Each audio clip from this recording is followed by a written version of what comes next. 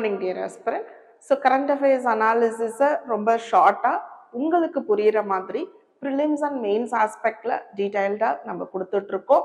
So ஒவ்வொரு நாளும் சில important things you have to follow in your lifestyle while being an aspirant of அப்படின்றத நம்ம சொல்கிறோம்.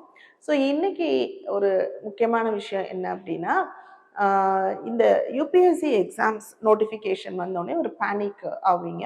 ஸோ எக்ஸாம்ஸ் வந்து இன்னும் 3-4 மந்த்ஸில் வரும் பட்சத்தில் நீங்கள் என்ன பண்ணணும் அப்படின்னா, இது வரைக்கும் நடந்த ப்ரிப்பரேஷன் மெத்தடை வந்து மாடிஃபை பண்ணணும். கிட்டத்தட்ட ஒரு நாளைக்கு வந்து 4 hours படிக்கிறீங்க.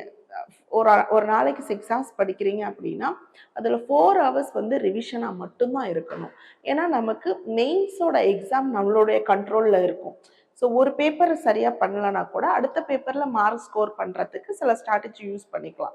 ஆனால் prelims is out of our control. So அப்போ ப்ரிலிம்ஸுக்கு நமக்கு ரெண்டு இம்பார்ட்டண்ட் விஷயம்தான் அதை கிளியர் பண்ணணும்னா, ஒன்று இந்த கான்செப்ட் கிளாரிட்டி.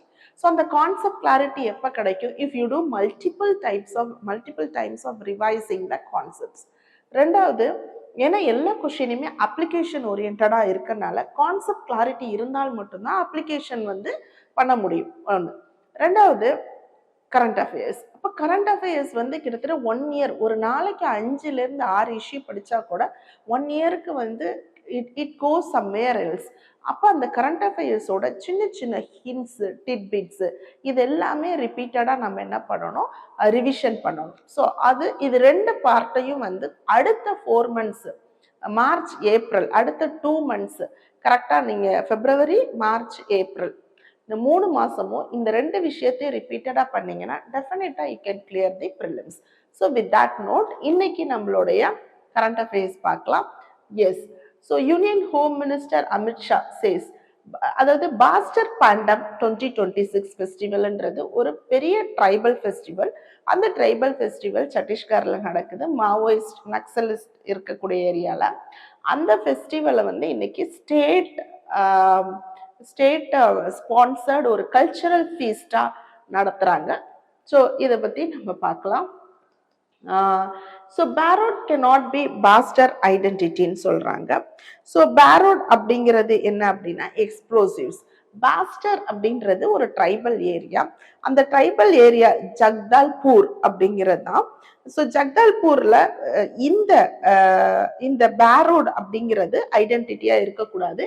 அதோட ஐடென்டிட்டி வந்து கல்ச்சராக இருக்கணும், ரிச் ஹெரிட்டேஜாக இருக்கணுமே தவிர குளோபலைஸ்டா வந்து பாஸ்தரோட கல்ச்சர் குளோபலைஸ்டா வெளியே கொண்டு வரணுமே தவிர அங்க எக்ஸ்ப்ளோசிவ்ஸ், பாம்ஸ் அண்ட் நக்சலைட்ஸ் அது இருக்கக்கூடாது. ஸோ பேரோட் அப்படிங்கிறது பேரோட் கெனாட் பி அ பேரோட் எக்ஸ்ப்ளோசிவ்ஸ், அது வந்து இருக்கக்கூடாது அப்படின்னு சொல்றாங்க.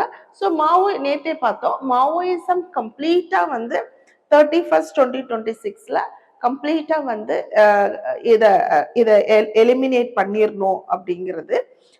அதே மாதிரி அங்க இருக்கக்கூடிய young tribal girls who are there in the Maoist cadre.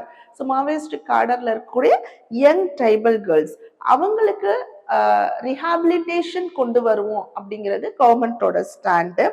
So ஒரு டிகேடு, கிட்டத்தட்ட ஒரு 10 வருஷமா சில ஸ்கூல்ஸ் எல்லாம் க்ளோஸ் ஆகிருந்ததை அந்த ஸ்கூல்ஸ் எல்லாத்தையும் இப்போ ரீஓப்பன் பண்ணுறாங்க. ஸோ லிட்ரஸி ஜென்ரேஷன் டிப்ரைவா இருந்ததை சரி பண்ணணும் அப்படின்னு சொல்லியிருக்காங்க.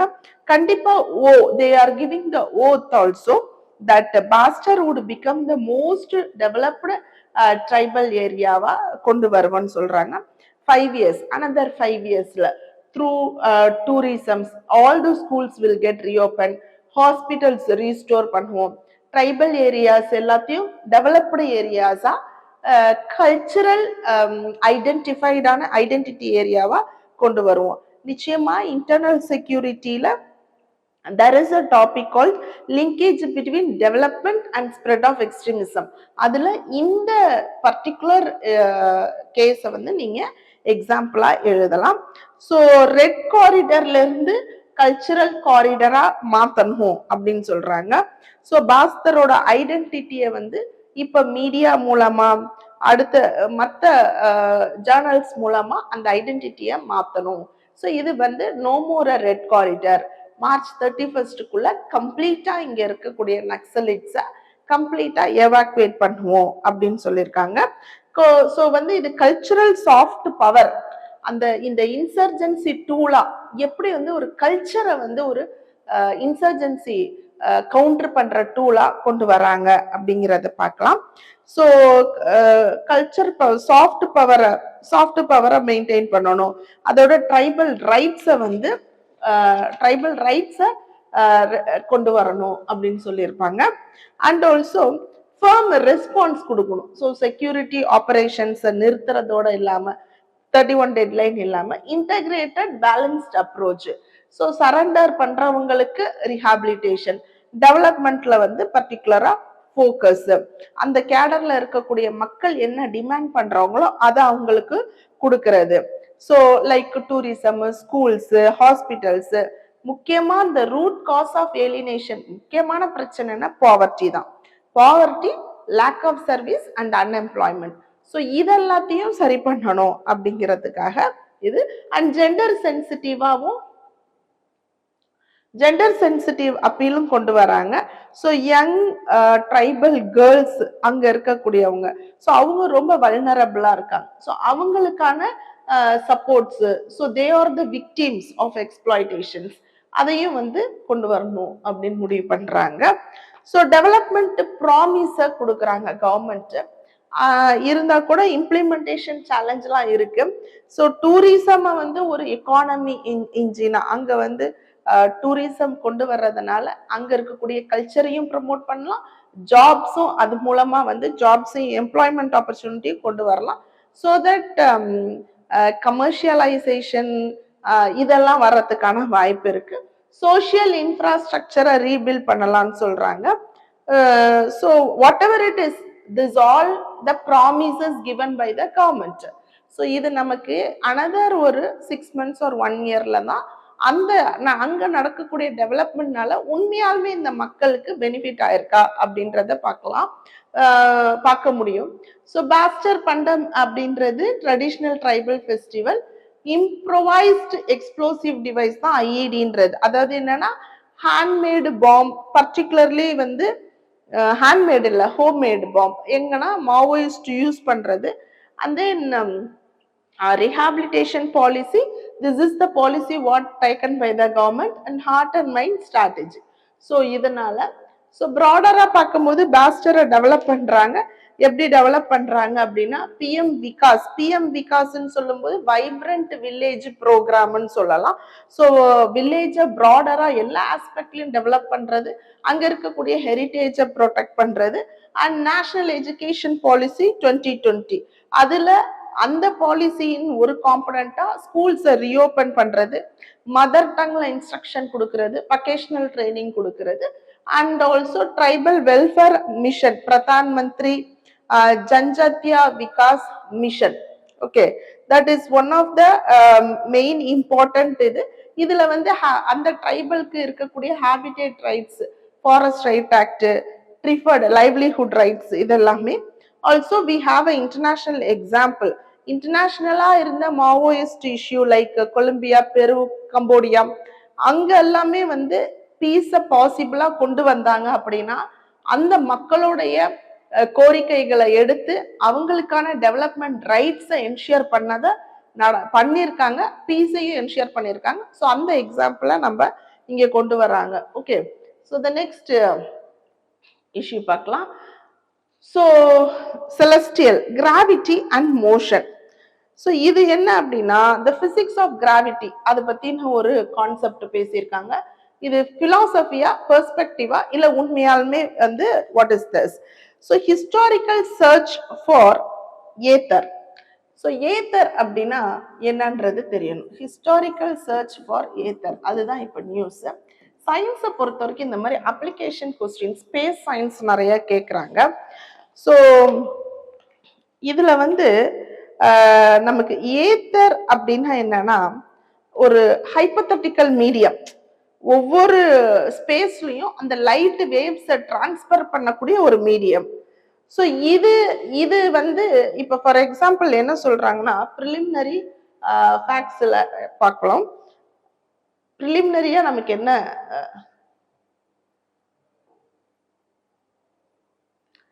ஸோ எர்த்தோட ஆர்பிட்டல் ஸ்பீட் என்ன ஆக்சுவலா 1,07,000 kilometre per hour.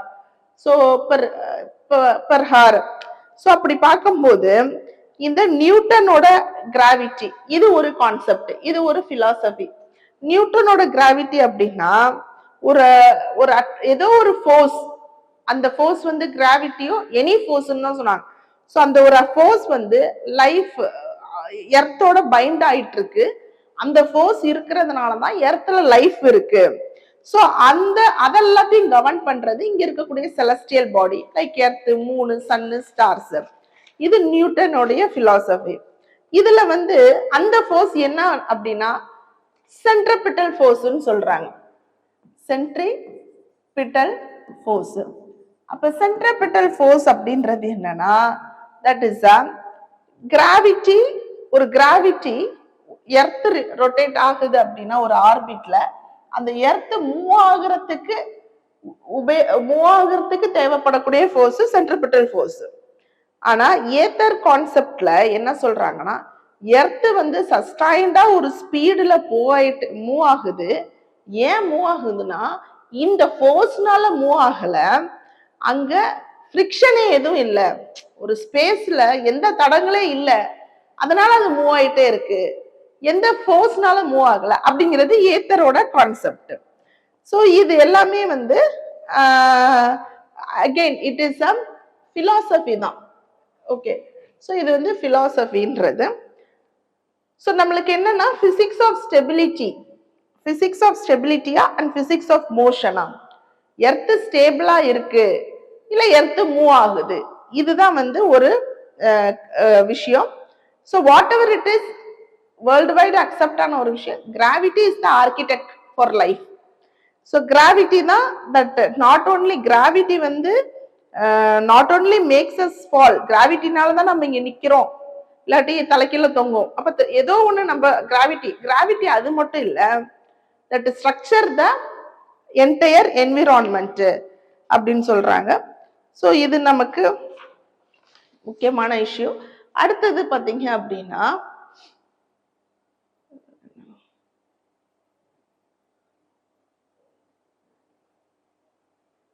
India's banking triumph, it's a victory. என்ன பேங்கிங்ல ஒரு விக்டரி அப்படின்னா என்பிஏ.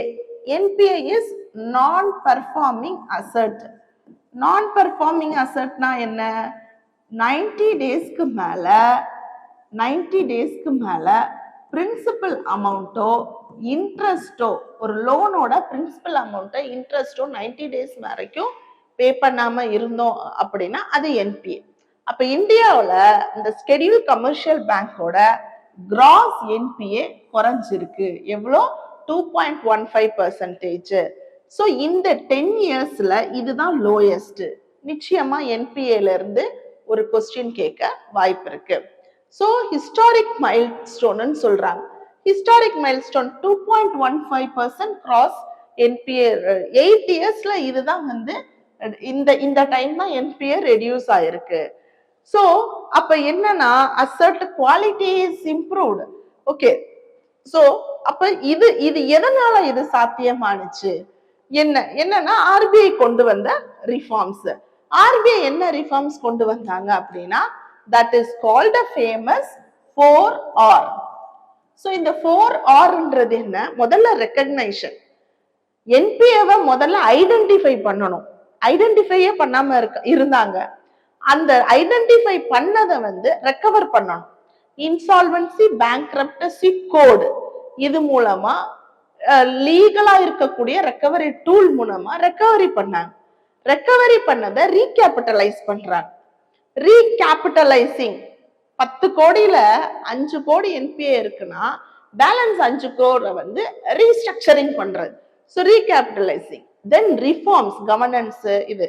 ஸோ இந்த 4R ஸ்ட்ராட்டஜினாலதான் என்பிஏவை வந்து ரெடியூஸ் பண்ண முடிஞ்சது. மெயின்ஸ்லயும் எழுதலாம், ப்ரிலிம்ஸ்லயும் கேட்க வாய்ப்பு இருக்கு. What is that 4R? recovery, recognition, recovery, recapitalization and reforms.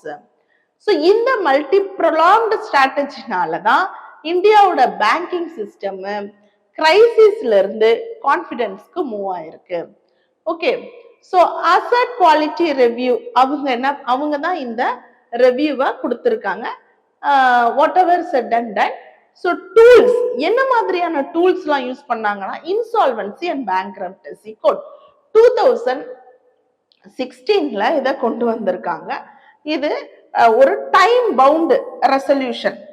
ஒரு இன்சால்வன்சி ஆக போகுது, ஒரு கம்பெனினால இத்தனை crore கட்ட முடியாத நிலைமைக்கு போறாங்க, பேங்க்ரப்ட் ஆகக்கூடிய சிச்சுவேஷனை தடுக்கிறது, அப்ப ரீஸ்ட்ரக்சர் பண்றது.